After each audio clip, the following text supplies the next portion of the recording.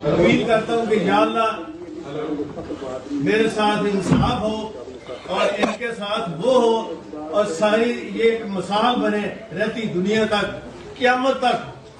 मैं इनको बख्शने के लिए तैयार नहीं हूँ। या अल्लाह रब्बे अन्नी मगलूबुन फंतसिर, मैं कमजोर हूँ, तू मेरा बदला ले। आमीन।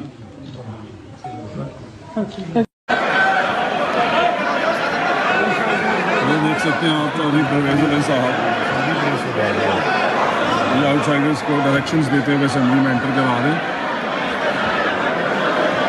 ये देखें तो इशारे कर रहे हैं कि जाके पकड़ो इन्हें।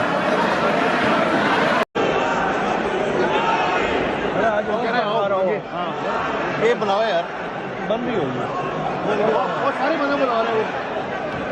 परवेज इशारे कर रहा है।